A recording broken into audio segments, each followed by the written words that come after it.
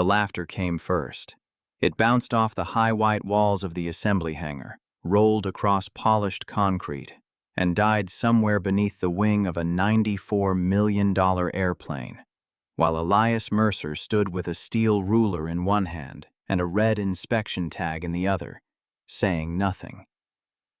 Across from him, Celeste Whitcomb, chief executive of Whitcomb Aviation, and the woman whose face had been printed that morning on every banner in the building, smiled as if she had just been handed a joke instead of a warning. 2 inches? She said, loud enough for the reporters near the platform to hear. You want me to stop a national delivery ceremony because a tired old mechanic is afraid of 2 inches? A few executives laughed because she laughed. A few younger technicians looked down at their boots. Elias only set the ruler once more against the painted calibration line beneath the left wing, photographed the mismatch, wrote his name in the inspection log, and clipped the red tag back where everyone could see it. Celeste's smile hardened. She reached up herself, tore the tag from the aircraft, and pressed it into the pocket of his faded work jacket, as though returning something childish to its owner. Learn the difference, she told him, between danger and insecurity. Elias gave her one quiet look, the kind of look a man gives when he knows a room has chosen noise over truth, then turned and walked toward the hangar doors. 6 hours later, a test pilot stopped that same aircraft on the taxiway after the wing slats answered the controls half a heartbeat late. By midnight, federal regulators had grounded 200 airplanes across the country, and the phrase Celeste had thrown at him, just 2 inches, was flashing across every business channel in America. The morning had begun before sunrise, when the Kansas wind was still cold enough to sting through denim and the eastern sky over Wichita glowed the color of worn copper. Elias arrived in his old blue pickup at 5:18 a.m., the same way he arrived most workdays, with a thermos of black coffee wedged between the seats, a brown paper lunch bag folded tight on the dashboard, and a small silver cross swinging from the rear-view mirror on a chain that had once belonged to his wife. The guard at the gate barely looked up. To most people at Whitcomb Aviation, Elias was just a contract maintenance inspector, one of the gray-haired men who came and went with tool bags, quiet faces, and names nobody in the front office bothered to remember. He preferred it that way. A man could hear more when people forgot he was in the room, and airplanes, unlike executives, did not care what title was stitched above a pocket. They cared about torque, heat, strain, pressure, and truth. And the hangar was already bright when he stepped inside, lit by rows of overhead lamps that turned the unfinished aircraft into a silver cathedral. At the far end, communications staff were testing microphones for the noon handover ceremony. Huge banners hung from the rafters showing Celeste Whitcomb in a navy suit beside the slogan, "The future rises here." Airline representatives would arrive by 10, board members by 11, reporters shortly after that. Aircraft 600, the newest Whitcomb Meridian X, sat positioned near the open hangar doors with its nose angled toward the runway, as though it already knew where it was supposed to go. Elias walked toward it without hurry, signed out his inspection tablet, nodded to a young technician named Dax Holloway, and began where he always began, not with the screens, not with the ceremony checklist, but with his hand against the machine. Under the wing, away from the cameras and the banners, the air smelled of hydraulic fluid, aluminum dust, and fresh paint. Elias ran his fingertips along the actuator housing for the left leading edge slat, then paused. There was a faint crescent of scoring on one linkage pin. Not deep, not dramatic, the sort of mark that could have been dismissed as installation rub by anyone eager to move on. But Elias had spent 4 decades listening to metal complain before it failed. He had learned young, first in a machine shop in Tulsa, later in Air Force maintenance bays, and eventually in engineering rooms where men with degrees argued over things his hands already understood, that small marks often carried large confessions. He leaned closer, wiped the pin with a clean rag, then followed the linkage toward the reference plate fixed behind the access panel. A red line had been painted across the plate and mount, a simple visual mark meant to prove mechanical alignment before software calibration. It should have met cleanly. It did not. Elias took the steel ruler from his back pocket. The ruler was older than several technicians in the building, its numbers rubbed smooth in places, its edge nicked near the 6-inch mark from the year his daughter had used it to pry open a stuck paint can in their garage. He set it against the fixed point, drew in a breath, and measured again. 2 inches. Not 1 7/8.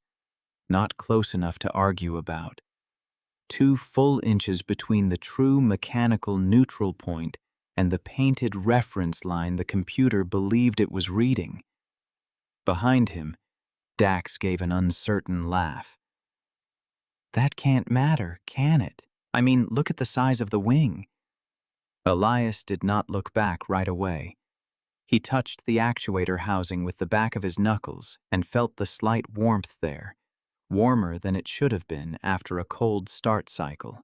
The wing isn't what worries me, he said. The computer will keep correcting for this until it runs out of correction. By the time a pilot feels it, the machine has already been arguing with itself for a long while. Dax frowned, glancing toward the ceremony platform. Should I call Nolan? Call whoever you need to, Elias said, already reaching for a red no-release tag. But this aircraft is not flying today. Within 20 minutes, the small, quiet space beneath the wing had become crowded. Nolan Breck, the quality floor manager, arrived first, his face pale and his tie crooked from being pulled on too quickly. He had the look of a man who had built his career by never being the reason something slowed down. Behind him came Pierce Langford, vice president of production, tall, polished, and smelling faintly of expensive cologne that did not belong near hydraulic lines. Pierce looked at the red tag as if it were a stain on his suit. Elias, he said, using the friendly tone men like him used when they were about to apply pressure. We have a delivery window. I know. We have airline officers walking in here in less than 5 hours. I know that too, Pierce folded his arms. Then explain to me why a hand-measured discrepancy on a secondary reference mark is suddenly more important than the entire schedule. Elias showed him the photograph on his tablet, then the ruler. He explained the linkage position, the actuator heat, the possibility of software masking, and the need to inspect the calibration fixture used during assembly. He spoke plainly, without drama, because drama only gave careless people something to criticize. Nolan listened with increasing discomfort. Pierce did not. His eyes kept moving past Elias toward the platform, where a woman from communications was adjusting the lighting around Celeste's podium. The diagnostic screens are green, Pierce said, because the software is compensating, or because the system is functioning within tolerance.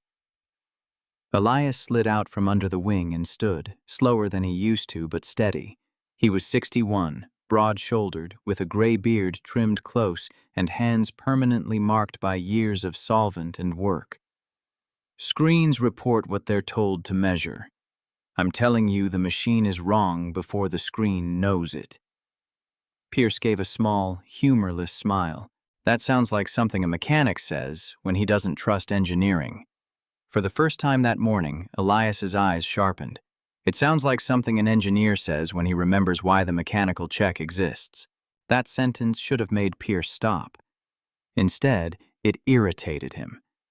He had never known Elias as anything other than a contract inspector brought back during production surges, a quiet man who took overtime when it was offered and went home before anyone could invite him to drinks.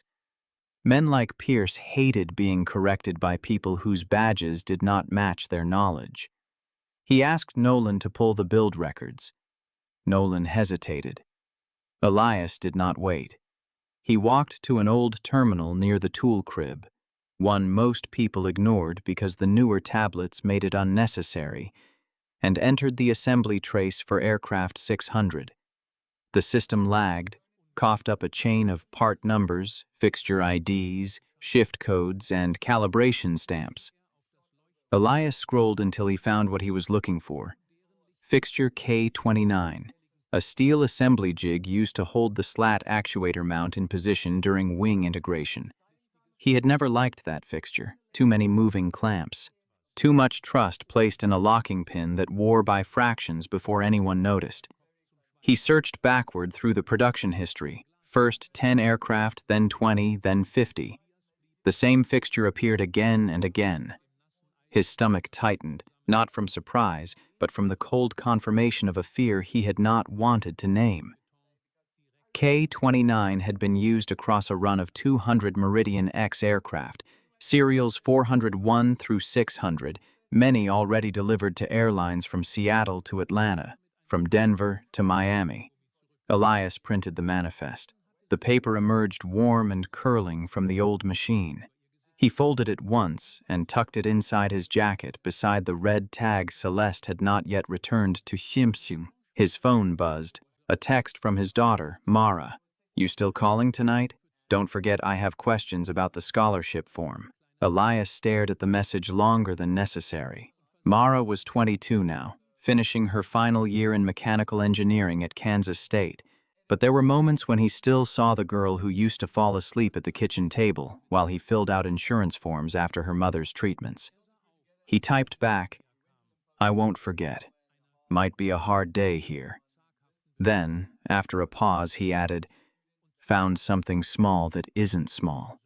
She replied almost immediately, "That sounds like you. Measure twice, scare everyone." Once. He almost smiled. Then he looked at the manifest again, at 200 serial numbers lined like names on a church prayer list, and the smile disappeared before it arrived. Celeste Whitcomb entered the hangar at 8:42, surrounded by motion. Assistants moved with her. Board members angled toward her. Cameras shifted as if pulled by gravity. She was 53, elegant, disciplined, and famous in business magazines for saving Whitcomb Aviation after her father's reckless expansion nearly destroyed it. She had fought banks, unions, suppliers, and competitors to keep the family company alive, and victory had taught her a dangerous lesson, that resistance was often just weakness in a better suit. She approached the aircraft with Pierce at her side and saw the red tag hanging from the nose gear. Something in her face changed. Not fear exactly, but offense. The tag spoiled the image.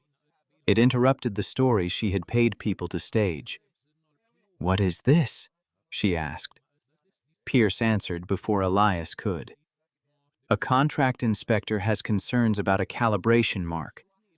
Celeste's gaze moved to Elias, down to his jacket, to the steel ruler in his hand, then back to the aircraft. She did not recognize him. That fact settled somewhere in Elias without bitterness. He had been gone from Whitcomb for years. His name had been taken off manuals, training decks, meeting rooms, anything that might remind the company that the best safety ideas often came from men who did not photograph well. "Show me," she said. Elias walked her beneath the wing and pointed to the red line. He explained the 2-inch deviation and the actuator load risk in the same even voice he had used with Nolan and Pierce. Celeste listened for less than a minute before glancing at the wing stretching above them like a silver horizon. "This aircraft is nearly 120 feet wide," she said. "And you're telling me 2 inches will stop delivery?" "I'm telling you the 2 inches are not empty space. They represent preload in a system designed to move evenly." Pierce sighed. "Celeste, the diagnostics are green. We believe this is an overcautious interpretation by someone who doesn't fully understand the current production environment." Elias looked at Pierce, then back at Celeste. "Physics doesn't adjust itself to fit a production environment." The words landed in the wrong place. A few reporters had drifted closer. One of the board members raised his eyebrows. Celeste felt the room watching her, and pride, that old reliable armor, snapped into place. She laughed then, loudly, not because it was funny, but because laughter could shrink a man faster than argument. The laughter changed the hangar. Dax looked away. Nolan swallowed. A woman from communications froze with a clipboard pressed to her chest. Celeste took one step closer to Elias. "My father built aircraft in this city before half the people in this room were born," she said. "I have senators, airline presidents, and federal observers arriving today. I will not let this company be humiliated because a washed-out maintenance man sees ghosts in a paint line." Elias held her gaze. "Then ask one more question before you remove the tag." "I already have my answer." She turned to Nolan. "Reassign the release." Nolan's mouth opened, but no sound came. Pierce leaned close and murmured something Elias could not hear. Nolan's shoulders sank. Another quality supervisor was called over, a younger man who avoided Elias's eyes while accepting the tablet. His finger hovered over the release authorization. Elias watched him struggle, and for a brief second he hoped conscience might outweigh fear. It did not. The man signed. Celeste reached up, unhooked the red tag, and put it into Elias's jacket pocket with a soft pat that felt more insulting than a slap. "Go home," she said. "Take the afternoon. Think about whether this is still the right kind of work for you." Elias did not defend himself. He photographed the exposed reference mark, the serial plate, the removed tag in his pocket, the release authorization, and the time on the system screen. Then he opened the internal safety portal, attached the images, wrote a concise emergency report, and submitted it. The confirmation number appeared for 3 seconds. He photographed that too. Pierce watched from 10 feet away with narrowed eyes. "You're making a mistake," he said. "No," Elias replied. "I'm making a record." Then Pierce ordered him into a side office where the blinds were closed and the air smelled of stale coffee. He threatened to end Elias's contract, to call every maintenance director in the region, to make sure no one with a hangar ever trusted him near an aircraft again. Elias listened as though Pierce were describing weather. When Pierce finished, Elias asked, "Will you put in writing that leadership reviewed and dismissed the no-release finding?" Pierce's anger faltered for half a second. "Don't be ridiculous." "That's what I thought." Elias left the office knowing more from the refusal than he would have known from any confession. By the time he returned to the terminal, the emergency report was gone. Not marked reviewed, not marked closed. Gone. The portal showed no submission from his badge number that morning. Elias sat very still, the way he used to sit beside his wife Ruth during hospital appointments when doctors stepped into the hall to speak more freely than they should have. There was a particular silence that came when people with power had already decided what truth was allowed to cost. He knew it well. He removed a private encrypted drive from his lunch bag, backed up the photographs, the manifest, the release logs, and the disappearing confirmation page, then headed for the basement archive below the North Assembly floor. Most newer employees did not know the archive existed. It had been built decades earlier when aircraft records still lived in binders thick enough to stop a bullet, and it smelled of dust, cardboard, and the sweet mineral odor of aging paper. The fluorescent light flickered overhead. Elias moved along the shelves until he found the original Meridian flight control integration manuals from the prototype program. His hand stopped on volume 3 before his mind caught up. He had not opened that binder in years. The cover was cracked, the spine label had yellowed. Inside, the pages were filled with diagrams of the first SLAT control system, handwritten notes, test signatures, and revision stamps from another lifetime. He found the section on adaptive compensation and mechanical neutral verification. There it was, plain as a church bell. No software calibration accepted without direct mechanical reference confirmation. Red line alignment required at every release inspection. He turned the page and saw the initials in the margin. E.M.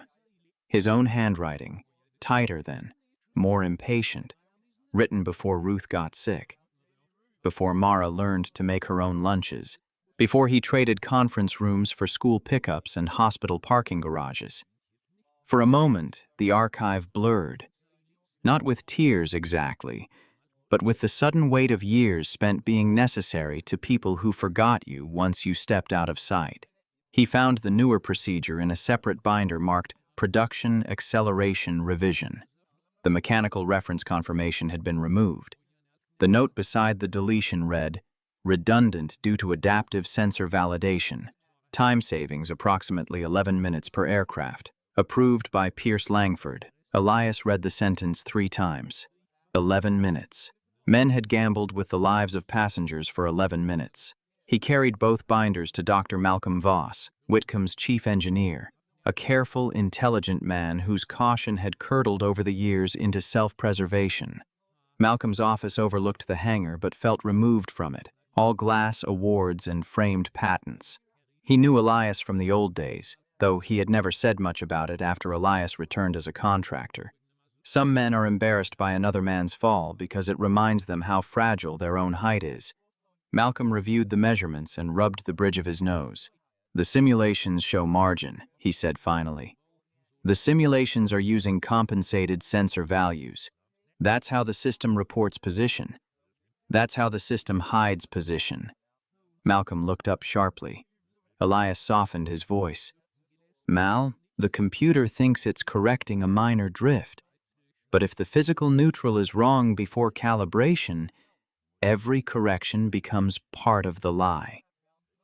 Malcolm turned toward the hangar window. Below, workers were polishing the aircraft for cameras. You need more than one aircraft, he said. You know that. Elias nodded. Then help me inspect another. Malcolm hesitated too long. His eyes moved to the office door, then to the phone on his desk. Give me until after the ceremony. I'll raise it quietly. Quietly is how this happened. Elias took the binders back.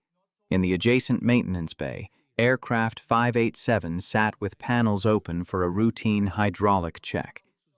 Elias had no authorization left to inspect it, but the access panel was already off and the reference mark visible from the platform. He measured quickly. This one was off by 1¼ inches. Smaller. Still wrong. Same fixture series. Same pattern. He photographed it, logged the time, and had just finished saving the file when 2 security guards appeared at the bay entrance. Their expressions were apologetic. Pierce's were not. Unauthorized access to archived engineering records, Pierce said. Your badge is suspended. Elias placed the ruler in his pocket. That's the reason? That's the reason on paper. Elias looked at Malcolm, who stood behind Pierce and could not meet his eyes. Then he walked out between the guards without raising his voice, past technicians pretending not to watch, past the giant banners, past the aircraft that should have remained tagged, and into the hard white light of the parking lot. At 11:57, as Celeste stepped onto the ceremony platform, Elias sat in his truck beyond the employee gate and sent the full package to 3 places. The safety office of Prairie Sky Airlines, which was scheduled to take delivery of aircraft 600, a veteran Whitcomb test pilot named Russell Dane, whose name Elias remembered from the prototype days, and the Federal Aviation Emergency Reporting Line. Then he called Mara. She answered on the 3rd ring, breathless, with campus noise behind her. Dad? It's not night yet. I know. I just wanted to hear your voice. The line went quiet in the way only children of widowed parents understand. What happened? He looked through the fence at the hangar doors, where applause had begun swelling around Celeste's speech. I may have lost my job. For doing the right thing? He did not answer. He did not have to. Mara exhaled, and when she spoke again, her voice carried Ruth's steadiness so clearly it hurt. You used to tell me a bad measurement doesn't become good because somebody important doesn't like it. Elias closed his eyes. I still believe that. Then don't let them make you feel foolish for believing it. He watched aircraft 600 begin its slow tow toward the runway for the demonstration taxi and engine run. The crowd clapped, cameras rolled, Celeste smiled beneath a banner with her own name on it. "I won't," he said. After they hung up, he sat with both hands on the steering wheel, remembering a night 15 years earlier when Mara had been 7, and Ruth's fever had broken at 2 in the morning. He had been offered a promotion that week. Senior director, corner office, salary enough to erase every medical bill that kept him awake. Ruth had told him to take it. He had declined because the job required travel, and Mara needed someone at the school play, someone at oncology visits, someone who knew which soup Ruth could keep down after treatment. Men like Pierce saw that choice as stepping down. Elias had never seen it that way. He had simply walked toward the people who needed him most. Now an aircraft rolled past the hangar doors with a flaw hidden beneath its wing, and he felt that same old pull. Stay quiet and survive, or speak and pay. And Russell Dane received the photographs while sitting in the cockpit of Aircraft 600, helmet bag at his feet and checklist resting on his knee. He was 58, lean, sun-lined, a former Navy pilot with a reputation for being difficult only among people who confused caution with disobedience. At first, the anonymous package irritated him. Demonstration days always attracted rumors, grudges, last-minute warnings from people who did not have to sign the flight record. But the photograph of the red calibration line held his attention. Something about the measurement was too specific to be theatrical. During the final slat cycle test, the left load indicator spiked for less than a second, then disappeared. The ground technician outside gave a thumbs up, already reaching to reset the alert. Russell did not return the gesture. He ran the cycle again. This time the readings stayed green, which somehow made him trust them less. He opened a private radio channel. "Control, Meridian 600 is holding position." The tower answered, puzzled. "Copy." "Reason?" Russell looked out through the cockpit glass at the crowd gathered near the hangar.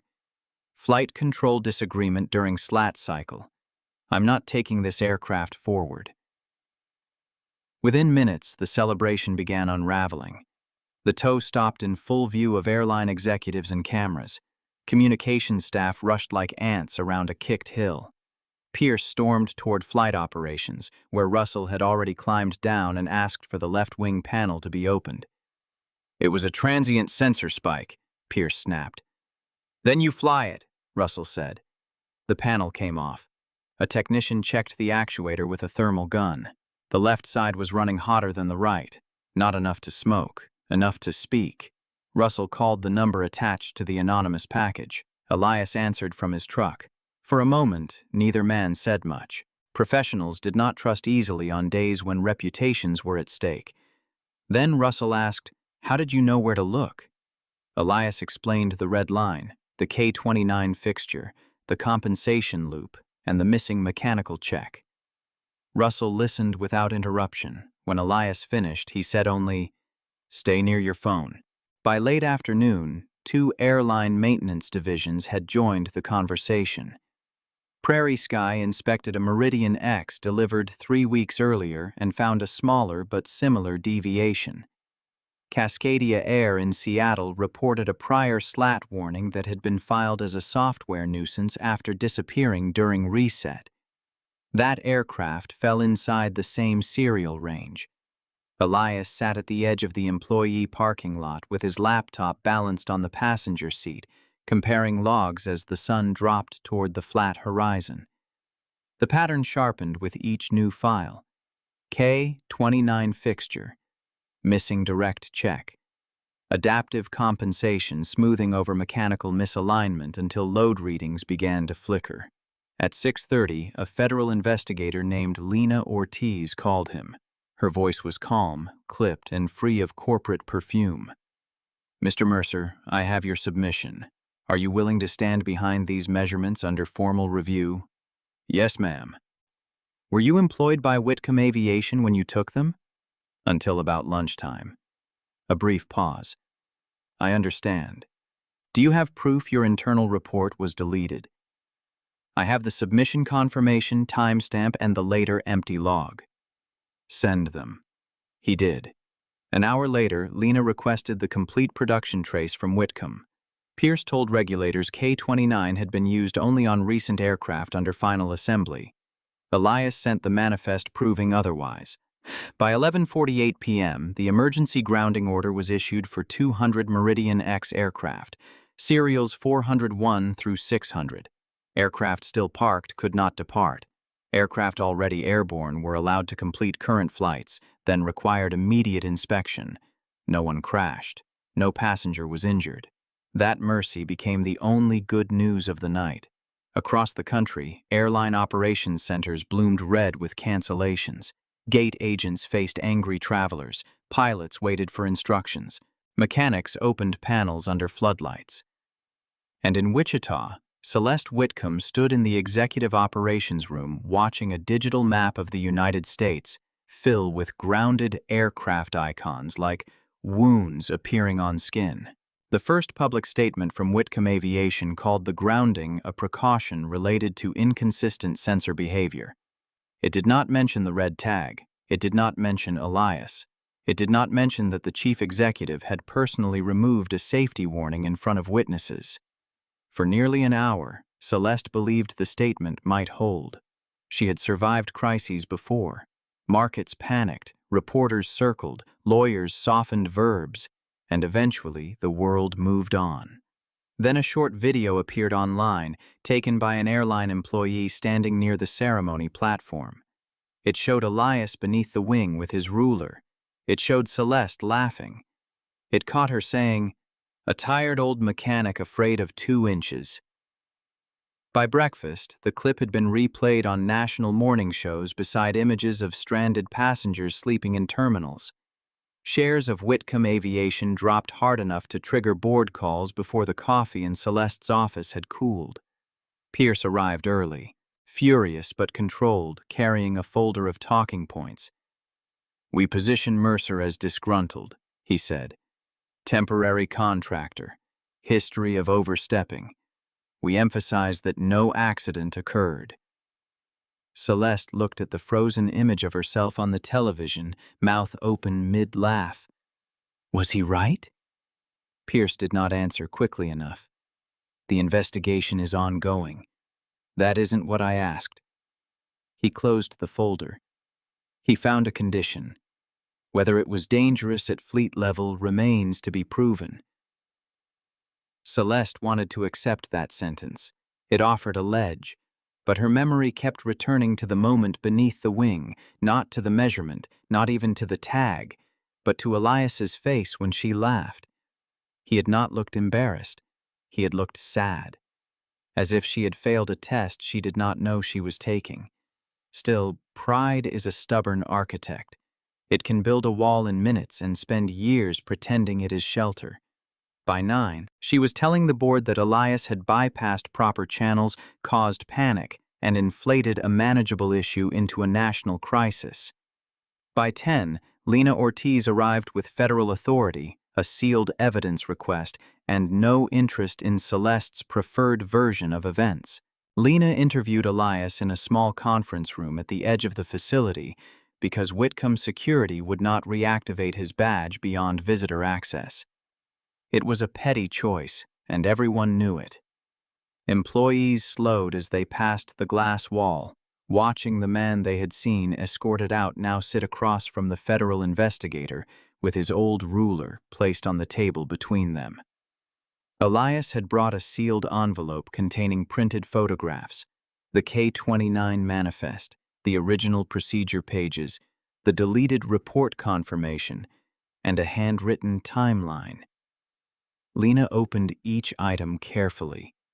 Celeste entered halfway through with Pierce and company counsel. She looked composed, but not rested. "Are we really treating old binders as evidence now?" she asked. Lena did not look up. "When old binders contain certification requirements, yes." Celeste's jaw tightened. "That procedure is obsolete." "Who told you that?" "My production leadership." Lena turned to the final page of the original procedure and slid it across the table. "Do you know who wrote it?" Celeste glanced down. The name at the bottom sat there without decoration. Elias Mercer, Senior Flight Control Integration Engineer. For the first time since he had known her, Elias saw Celeste Whitcomb lose the next sentence. She looked from the page to him, taking in the contractor badge, the frayed cuff of his jacket, the quiet eyes, the old ruler. "You were on the original Meridian program?" she asked. "I led integration on the slat control system." Pierce gave a dismissive sound. "Years ago." Elias nodded. "Truth doesn't expire because paperwork gets revised." Lena asked him to explain the purpose of the red line. Elias did, not as a man defending his pride, but as a teacher trying to keep a room from failing the same lesson twice. The adaptive software, he explained, was powerful enough to compensate for small deviations. That strength became a weakness if the mechanical baseline was wrong. The red line existed so a human being could confirm the machine's body before trusting its nervous system. Remove that step, and the aircraft could appear healthy while working harder on one side every time it took off and landed. Celeste sat very still. Pierce stared at the table. Outside the glass, a group of technicians stood in silence, and none of them laughed. The emergency board meeting convened that afternoon in the Whitcomb Tower, 17 floors above the factory floor, beneath a mural of Celeste's grandfather standing beside the company's first aircraft. Elias was placed in a chair near the wall, away from the main table.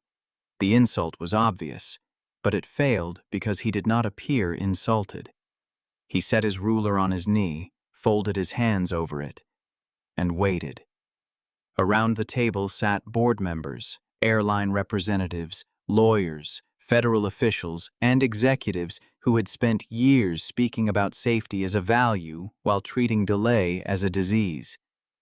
Celeste opened with the argument her legal team had prepared. No accident had occurred. The aircraft had multiple redundant systems. The grounding, while understandable, had grown disproportionate to the actual risk. Elias listened until Lena asked him to respond. He stood slowly. "Aviation safety is not a memorial service," he said. "We don't wait for names before we act." The room went quiet. He placed a small mechanical demonstration rig on the table, something he had built years earlier for training, its aluminum arms worn from use. With a few turns of a screw, he recreated the misalignment. On a small connected display, both sides appeared synchronized because the simulated software corrected the difference, but the left arm carried visible strain. He cycled it again and again. The load increased. "For a while," he said, "the system looks obedient. That is what makes it dangerous. It is spending safety margin silently." Russell Dane testified next. He described the transient spike, the hotter actuator, the way the warning vanished too conveniently after reset. Prairie Sky's maintenance director confirmed similar findings on delivered aircraft. Lena presented inspection results from the first 37 grounded planes. 31 outside acceptable tolerance, all linked to K-29, all released under the revised procedure that removed the direct mechanical check. The numbers filled the screen in hard white rows. Celeste turned to Malcolm Voss. "Tell them where he's wrong." Malcolm's face folded with shame. He removed his glasses and placed them on the table. "He isn't wrong." Pierce snapped his head toward him. Malcolm swallowed. "I raised concerns about removing the mechanical check during the acceleration review. I was told the production savings were non-negotiable." Pierce denied it immediately, with the confidence of a man used to records obeying him. Lena clicked to the next slide. An internal message appeared, sent by Pierce. "Direct check adds 11 minutes per unit. Remove from release flow unless visible appearance affected. We cannot lose quarter-end delivery over legacy caution."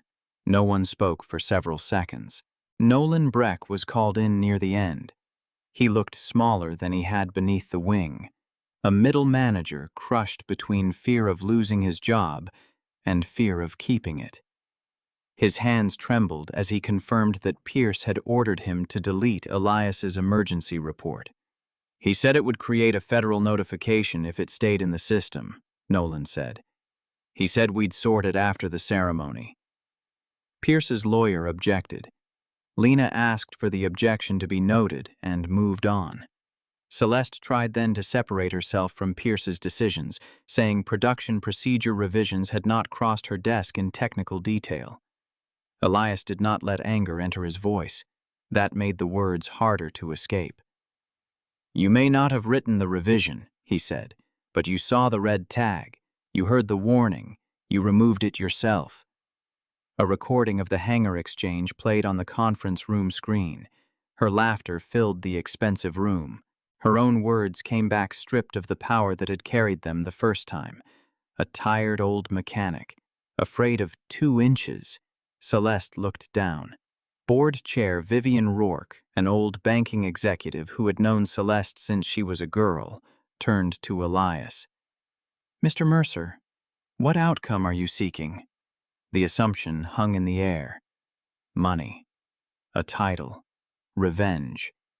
Elias thought of Ruth, who had never once asked whether doing right would be profitable. He thought of Mara, filling out scholarship forms at a kitchen table he had sanded himself. He thought of strangers buckling children into window seats on aircraft whose wings they trusted because someone unseen had done honest work. Inspect every aircraft mechanically, he said. Tell the airlines and the public the real cause. Protect every employee who reports a safety concern from retaliation. That's all. The modesty of it seemed to embarrass the room more than any accusation could have. The board voted to suspend Celeste's authority over production pending investigation. Pierce was removed from operational control before he left the table. Lena asked Elias to join the independent repair oversight team. He accepted, not with triumph, not with satisfaction, but with the grave nod of a man being handed necessary work. The deeper history emerged over the following week in pieces, like wreckage lifted from dark water. 8 years earlier, Elias Mercer had been one of Whitcomb's most respected systems engineers. Though respected was not the same as celebrated. He did not enjoy panels or investor dinners. He did not speak in slogans. He could explain a flight control loop to a room of regulators with a pencil, a paper cup, and 10 minutes, then disappear to help a junior mechanic understand why a bolt pattern mattered. During prototype testing of the Meridian line, he discovered that the adaptive control software could smooth over small mechanical deviations instead of flagging them. The software engineers considered it an advantage. Elias saw the shadow beneath the advantage.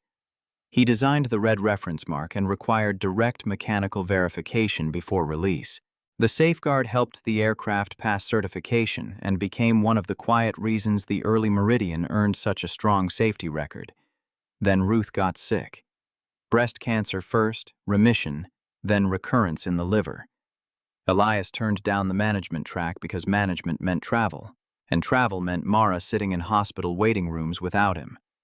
After Ruth died on a rainy April morning, Elias took leave, then resigned entirely. He repaired farm equipment for neighbors, inspected aircraft part-time, and raised his daughter alone in a small house with a maple tree out front and medical debt stacked in a drawer. In his absence, Pierce Langford rose through production leadership. The red line procedure remained, but Elias's name faded from training materials. New managers called it old school. Pierce called it redundant. By the time Celeste became CEO after her father's stroke, the company history she inherited had already been edited. That did not absolve her. Elias would not have accepted such a cheap excuse from anyone, but it explained why she had trusted the smooth man beside her and dismissed the quiet one beneath the wing. Pride often grows best in soil someone else has already poisoned. Repairing the fleet became a test not only of engineering, but of character. The first plan, drafted by Whitcomb's crisis team, would have realigned the actuator mounts, run standard diagnostics, and returned aircraft to service as quickly as possible. Elias rejected it. "That fixes the bone and ignores the memory," he told the oversight group. Some executives blinked at the phrase. He explained that adaptive software, after months of compensating for the wrong mechanical neutral point, had stored correction data that could persist after physical repair. The airplane could be straightened and still behave as though it remembered being crooked. The warning proved true on aircraft 421, which passed mechanical realignment but produced the same abnormal slat load during a full cycle test. The hangar went silent when the alert appeared. No one mocked the delay this time. Elias worked 2 nights with a mixed team from Whitcomb, Prairie Sky, Cascadia, and federal engineering support to design a full reset and recalibration protocol. He refused the executive office offered to him and set up a folding table in the hangar beside the affected aircraft. His coffee went cold often. His lunch was usually half-eaten. He moved from wing to wing with younger technicians trailing him, not because he demanded it, but because people had begun to understand that knowledge carried without arrogance feels like shelter. When someone asked a foolish question, he answered it seriously. When someone found a measurement with intolerance, he checked it and thanked them. When an airline executive demanded a guaranteed return to service date, Elias looked at him across a temporary conference table and said, "The last people who promised dates before data put us here." The executive had no good reply. Gradually, the process took shape. Direct mechanical measurement, fixture replacement or mount realignment, software memory reset, independent calibration, load cycle test, pilot verification, and public logging of results. Every aircraft record was visible to regulators and affected airlines. No one cleared a plane because a senior officer wanted one cleared.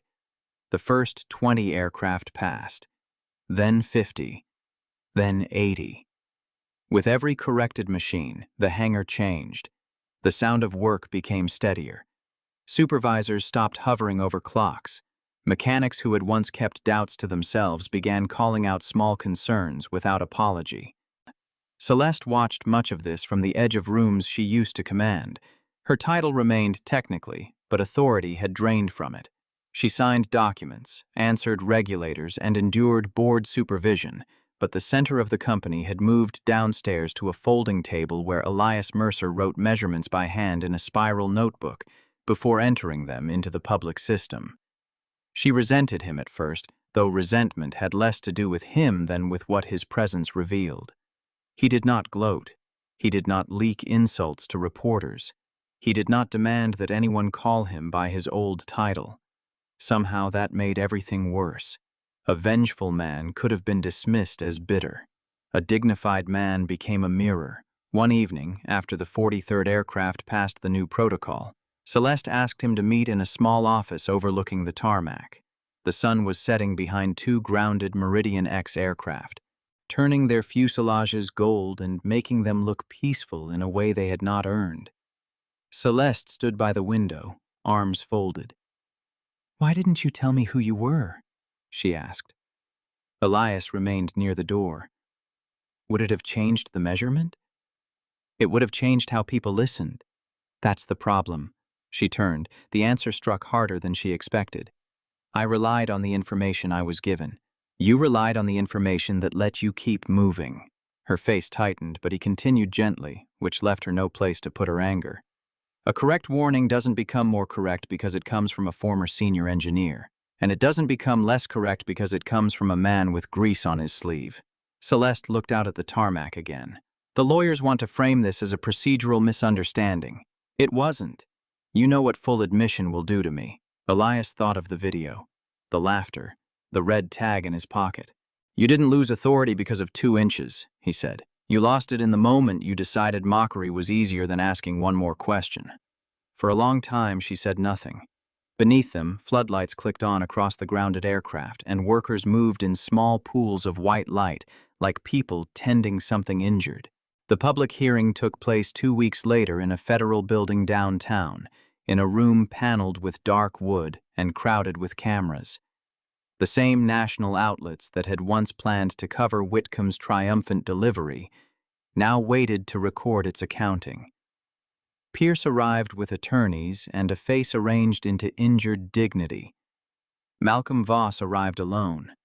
Celeste arrived with a prepared statement in a blue folder. Elias sat near the back beside Russell Dane and Mara, who had driven down from Manhattan after 2 exams and refused to let him attend by himself. She wore a simple black dress and carried a notebook filled with engineering formulas. When she saw the cameras, she whispered, "Mom would hate this." Elias almost smiled.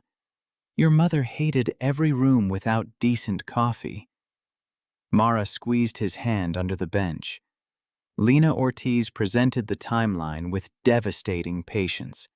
The first maintenance forecast noting adaptive memory risk, Pierce's delay of the software reset because it required downtime, the removal of the mechanical inspection step, the 11-minute savings, the K-29 fixture drift, the deleted safety report, Celeste's removal of the red tag. Each item appeared with a document, timestamp, photograph, witness, or recording. Pierce tried to claim context. His lawyer tried to separate intent from outcome. But evidence has a way of simplifying language. Nolan testified again, voice shaking but clear. Malcolm accepted responsibility for staying quiet when his position required courage. "I built a career on caution," he said, looking toward the regulators. "And when caution demanded inconvenience, I chose comfort. I am ashamed of that." He resigned before anyone asked him to. Pierce was terminated by Whitcomb's board during a recess, and Lena confirmed that evidence had been referred for possible charges related to falsification and suppression of safety documentation. When Pierce left, he did not look at Elias. Men who build themselves out of borrowed authority often cannot bear the sight of someone who stands without it. Celeste was called near the end. The prepared statement in her folder had been reviewed by lawyers, polished by communications consultants, and emptied of almost all meaning. It blamed process gaps, legacy documentation confusion, and inadequate escalation pathways. It expressed concern without confession. It apologized without kneeling. Celeste placed it on the podium and looked toward the back of the room. Elias sat quietly, Mara beside him, his old steel ruler visible in the pocket of his work jacket because he had come to the hearing directly from the hangar. There was no accusation on his face. That was what undid her. She looked down at the statement, then closed the folder. Her lawyer shifted in alarm. Celeste began without notes. She said she had seen the tag. She said Elias Mercer had warned her clearly. She said she laughed because she was proud, pressured, and more concerned with humiliation than danger. She repeated the phrase she had used, tired old mechanic afraid of 2 inches, and her voice broke slightly when she said it. "That statement was false," she said. "It was cruel. More importantly, it revealed a failure in me before it revealed a failure in our aircraft." Cameras clicked. No one interrupted. She admitted that Pierce had concealed information from her, but she did not hide behind him. She had chosen not to ask. She had chosen to remove the tag. She had chosen ceremony over caution. Then she announced her resignation as chief executive of Whitcomb Aviation, effective immediately upon board acceptance. Vivian Rourke, seated in the front row, closed her eyes for a second as if the final necessary pain had arrived. Elias did not smile.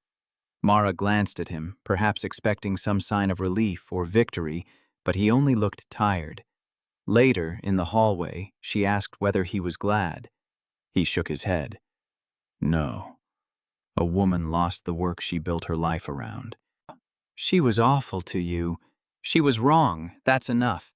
I don't need her ruined to know the truth mattered." Mara leaned her head briefly against his shoulder, no longer a child and somehow still his child. "That's such a dad answer," she said. He kissed the top of her hair. "Best I've got." Over the next 6 months, the Meridian X fleet returned to service in stages. Each aircraft passed through the full protocol under federal observation. Airlines demanded compensation and received it. Whitcomb lost money, contracts were delayed, and several executives retired earlier than planned. But the company did not collapse. In an unexpected turn, its decision, forced at first, then embraced by the new board, to publish complete repair data rebuilt more trust than any advertising campaign could have purchased. Pilots trusted records they could read. Mechanics trusted procedures that respected their eyes and hands. Passengers, though most never understood the technical details, understood that someone had stopped the line before tragedy, and that mattered.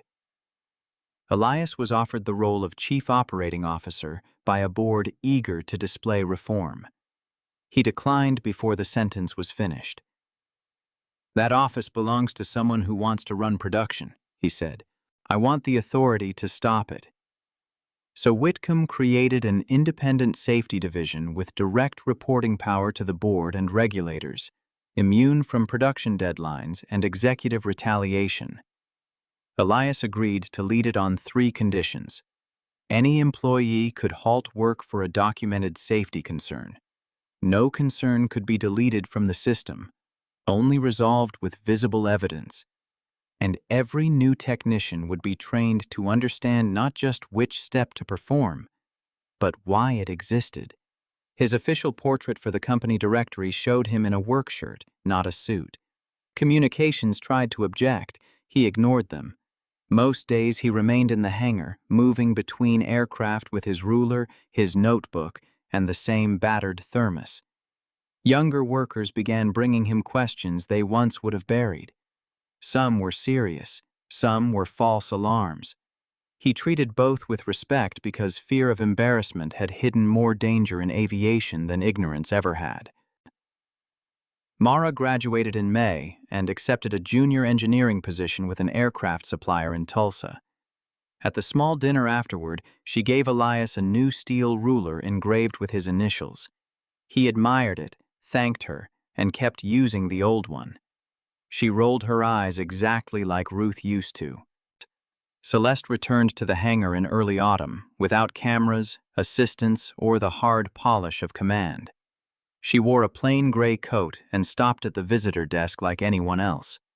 Elias found her near aircraft 472, watching a young technician inspect the freshly painted red calibration line on the actuator mount.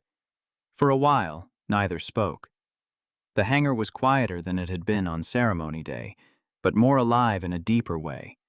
Tools clicking, lift motors humming, voices calling measurements back and forth, supervisors waiting instead of rushing.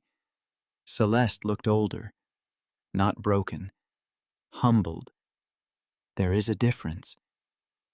"I came to apologize without an audience," she said. Elias nodded. "All right." She turned toward him fully. "I was wrong. I was arrogant. I humiliated you because I thought your position made you easy to dismiss. I cannot undo that." "No," he said. "You can't." The honesty made her flinch, but he did not add cruelty to it. "But you can remember it." She looked at the red line beneath the wing. "I used to think 2 inches was too small to matter." Elias took the old ruler from his pocket and held it lightly in both hands. In engineering, 2 inches can be the distance between safety and disaster.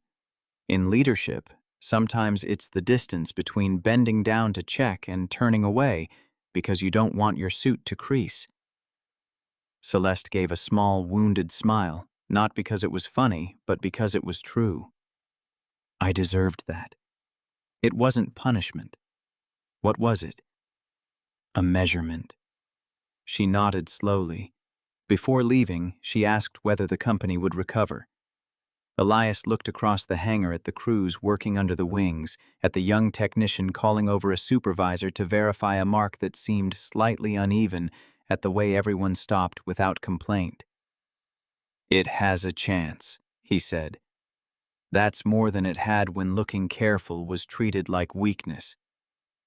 Celeste accepted that, then walked out through the visitor doors alone, smaller than she had once seemed beneath the banners, but perhaps more human.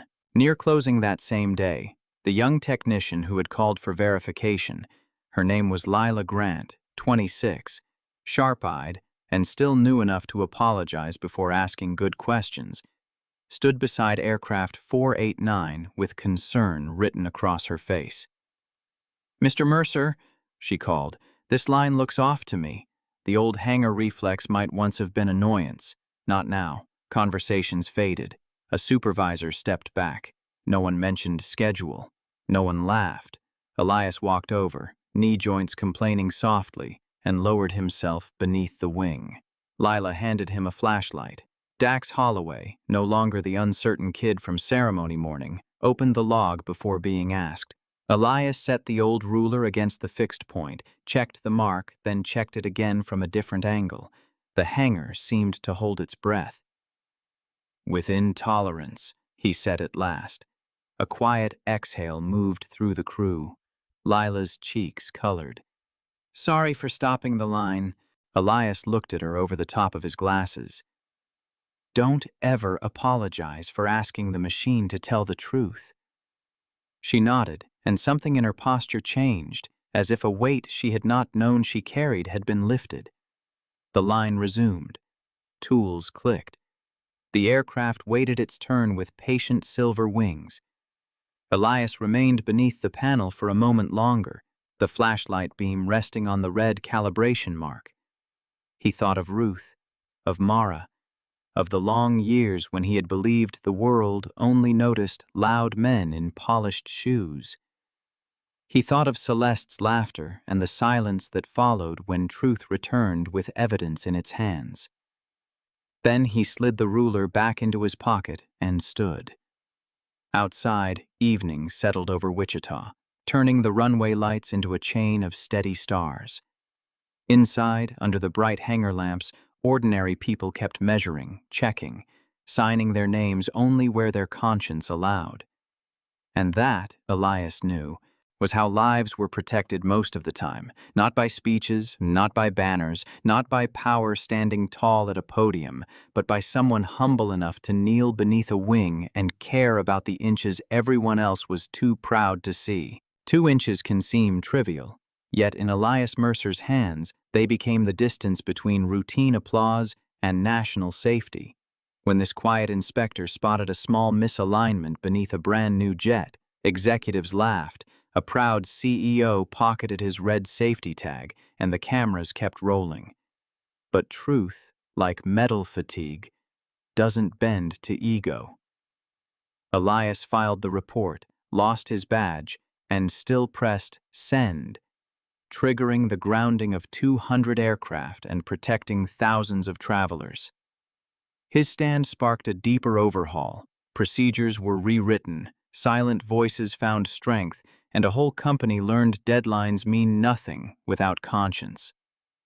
Because of one stubborn voice, hundreds of families landed safely that night, and an industry was forced to relearn humility. The lesson is clear. Integrity lives in the small choices nobody else applauds. So the next time you're tempted to brush off a minor detail, whether it's a promise, a safety check, or a hard conversation, remember the man with the steel ruler. Measure twice, hold the line, and let honesty carry the weight. If this story moved you, share your own 2-inch moment in the comments below. And smash that subscribe button so we can keep exploring life-changing lessons together today.